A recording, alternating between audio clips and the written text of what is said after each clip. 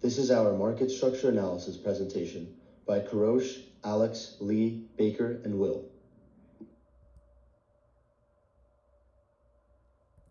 Hi, I'm Karosh Harbottle, freshman from New York. And I'm Alex Wheel, also freshman from New York. And I'm Baker Rosen, and I'm also a freshman from New York. And I'm Lee Hufford, a freshman from Connecticut. I'm Will Rupley, senior from Virginia.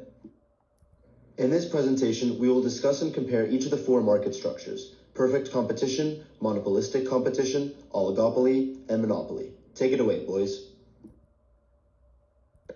Thanks, Karosh. Lee here. To begin, we'll talk about perfect competition, one of four market structures in economics. Give us some more, Will. That's right, Lee. Perfect competition is a unique market where many buyers and sellers come together to trade goods and services under specific conditions. First, let's look at the key characteristics. In a perfectly competitive market, there are many buyers and sellers.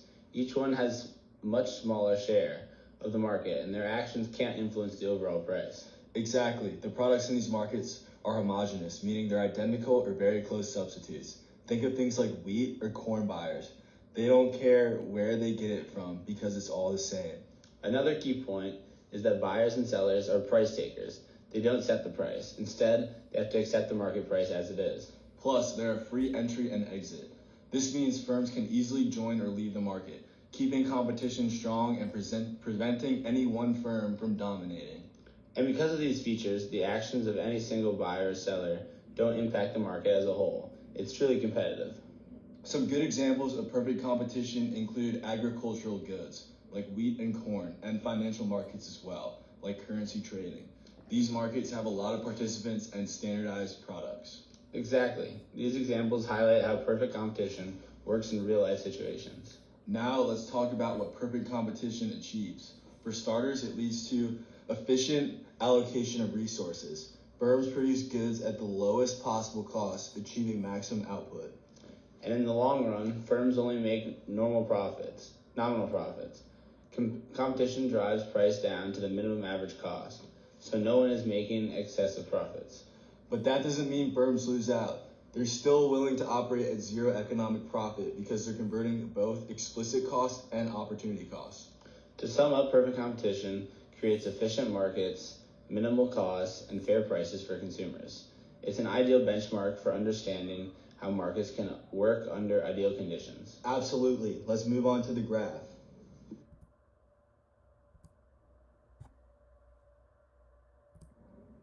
Karosh here. Let's start with graph 1, the firm's zero profit condition.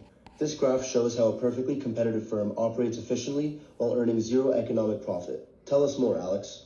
Thanks, Karosh. First, notice the marginal cost MC curve. It slopes upward. This represents the additional cost of producing one more unit of output. As production increases, costs rise. Then there's the average total cost curve, which has a U-shape. Initially, costs decrease due to economies of scale, but as production expands, diseconomies of scale cause costs to rise. And the dashed horizontal line, that's the market price, or P, which is equal to the minimum point of the ATC curve. At this point, the firm earns zero economic profit. Exactly. The takeaway here is that in perfect competition, firms produce at the quantity where P equals MC equals minimum ATC. This ensures the most efficient production while covering all costs, including opportunity costs. Even though there's no extra profit, the firm continues to operate because all explicit and implicit costs are covered. It's efficient and no resources are wasted. Now let's move on to graph 2, market supply. This one shows the big picture, the overall market dynamics. The horizontal red line represents the market supply curve, which is perfectly elastic. This means that the price is fixed and the firms cannot charge more than the market price. Why? Because buyers have identical alternatives from other sellers. If one firm tries to change more, customers will simply buy from another seller offering the same product. The key takeaway here is that the market price is determined by the intersection of aggregate supply and demand. Individual firms have no power to influence the price. It's set by the market. This ensures that competition drives efficiently. Firms operate at the most cost-effective level and resources are allocated optimally. So, to sum up, Graph 1 explains how individual firms efficiently at zero economic profit, And graph 2 shows how the market as a whole ensures fair pricing through competition. Exactly. Perfect competition sets the standard for how competitive markets can work under ideal conditions. Let's move on to monopoly next. Hey, it's Baker here. Now let's talk about monopolies. A market structure where a single producer or seller completely dominates the market. That's right. In a monopoly, there are no close substitutes for the product or service. If you want it, you have to buy it from the monopolist. And it's not easy for new firms to enter this market. There are high barriers to entry, which can happen for a few reasons. First, one firm might own a key resource that no one else has access to, or economies of scale might make large-scale production so cost-effective that smaller competitors can't keep up. Another reason is government-created monopolies, like patents or licenses. These are granted to encourage innovation or regulate certain industries. A good example of a government-created monopoly is the pharmaceutical industry. When a company discovers a new drug, it can apply for a patent. And once the patent is granted, the company has a monopoly on that drug for up to 20 years. During this time, they can maximize their profits because no competitors are allowed to sell the same drug. Now, let's talk about how monopolists behave. Unlike in competitive markets, monopolists set their own prices and output levels to maximize profit. This behavior here leads to two key results: higher prices and lower output compared to what we'd see in a competitive market. Exactly. While this can be profitable for the monopolist, it often means that consumers pay more and get less than what they would have in a more competitive environment. So, in summary, monopolies are characterized by a single seller, no close substitutes, and high barriers to entry. They can exist because of key resources, economies of scale, or government protection, like patents. And while monopolists can maximize their profits, this often comes at a cost of higher prices and lower output for consumers. All right, let's move on to graph representing the profit maximization behavior of a monopoly. Will here again. Now let's dive into how monopolies operate using this graph. First, take a look at the demand curve D. It slopes downwards, showing that as prices decrease, consumers are willing to buy more. Tell us more, Alex. Exactly. It represents the relationship between price and quantity demanded. Now notice the marginal revenue curve, MR. It's below the demand curve. That's because a monopolist has to lower the price for all units to sell additional ones, which reduces revenue on the earlier units sold. Right, and then there's the marginal cost curve, MC. It slopes upward, reflecting that as the monopolist produces more, the cost of producing additional units increases. And don't forget the average total cost curve, ATC. It's U-shaped, showing how costs decrease initially due to economies of scale, but increase later due to diseconomies of scale. Now, the monopolist's goal is to maximize a profit, and they do this at the profit maximizing output, Qmax. This is where MR equals MC at point C on the graph. To find the price consumers pay, we move vertically up from Qmax to the demand curve, that's point B. This is the monopoly price, or P. At the same time, the average total cost, ATC, at Qmax is at point D on the ATC curve. This shows how much it costs a monopolist to produce each unit on average. And here's where profits come into play. The shaded rectangle represents the monopoly profit. Its height is the difference between the price P and the ATC at Qmax, and its width is the quantity produced, Qmax. So in summary, this graph illustrates how monopolist determines the profit maximizing price and output while accounting for demand, revenue, cost, and profit. Exactly. It's a visual breakdown of why monopolies can set higher prices and produce less than competitive markets while still making significant profits. We'll now transition to monopolistic competition. Lee again here.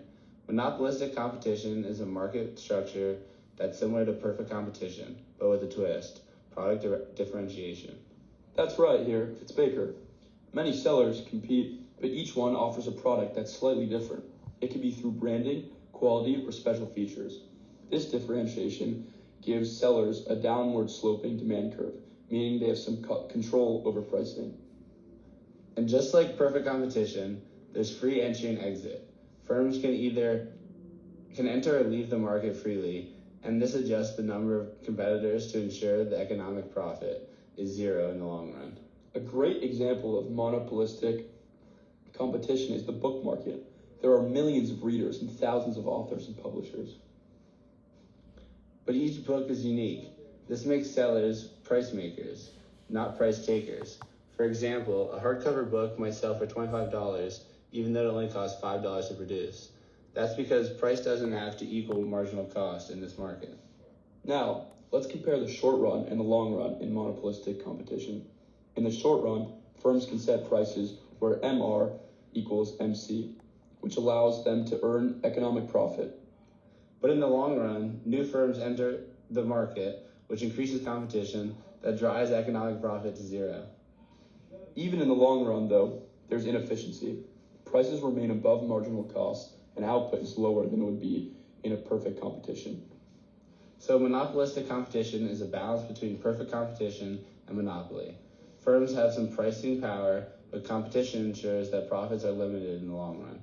Exactly. It's a market structure that rewards differentiation while still keeping markets competitive.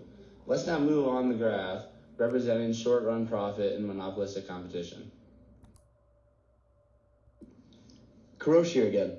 Let's break down what this graph shows about a firm in monopolistic competition. First, notice the demand curve, represented as D. It's downward sloping, which means the firm has some control over pricing because of product differentiation. Exactly. Unlike perfect competition, the firm can charge higher prices without losing all its customers, thanks to its unique product features or branding. Now look at the marginal revenue curve, represented as MR. It lies below the demand curve. That's because to sell more units, the firm has to lower the price, which reduces revenue on all previously sold units.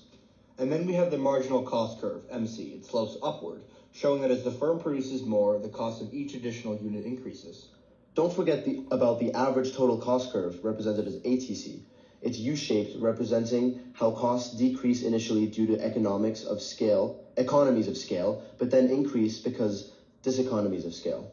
Now let's talk about how the firm maximizes profit. The profit maximizes quantity is found where MR equals MC, which is the intersection point on the graph.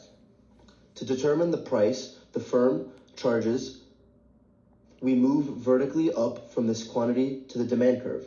This gives the price consumers pay for the product. Finally, we can see the firm's economic product in this shaded rectangle. The height of the rectangle represents the difference between the price and the ATC at the profit maximizing quantity, while the width shows the quantity produced. So, in summary, this graph explains how a firm in monopolistic competition sets its price and output to maximize profit. It also shows why firms can earn economic profit in the short run due to their pricing power. Exactly. It highlights the balance between costs, revenue, and profit in a market where product differentiation matters. Let's move on to the next concept, oligopoly. So, oligopoly falls somewhere between a monopoly and a perfect competition. It's a market structure where a few large firms dominate the industry. Take it away, Baker. That's right. These firms might sell homogeneous products like oil or steel or differentiated products like cars or smartphones, but what sets oligopoly apart are the significant barriers to entry. It's tough for new firms to break in. And the behavior of firms in an oligopoly is really interesting. There's this constant tension between corporations acting together like a monopoly to control prices and self-interest, where each firm competes to maximize its own profits. Let's look at some examples. First up, OPEC, or the Organization of Petroleum Exporting Countries. OPEC includes 13 countries that controls about 3/4 of the world's oil reserve. They work together to set prices and output, almost like a monopoly. But here's the catch. Each country also wants to maximize its own profits, which creates tension. This dynamic often results in prices that are lower than monopoly prices, but still higher than in perfect competition. Another great example is the automotive industry. Companies like Ford, Toyota, and General Motors dominate, offering differentiated products while competing for market share. We also see this telecommunications with companies like AT&T, Verizon, and T-Mobile, and in tech platforms like Apple, Google, and Microsoft. These firms dominate their industries while balancing cooperation like cross-platform compatibility with fierce competition. So what's the outcome of an oligopoly? Prices are usually higher than in perfect competition, but lower than monopoly prices. And when it comes to output, it's higher than a monopoly, but lower than perfect competitions. In short, oligopolies sit right in the middle. Firms dominate but still face enough competition to keep things interesting.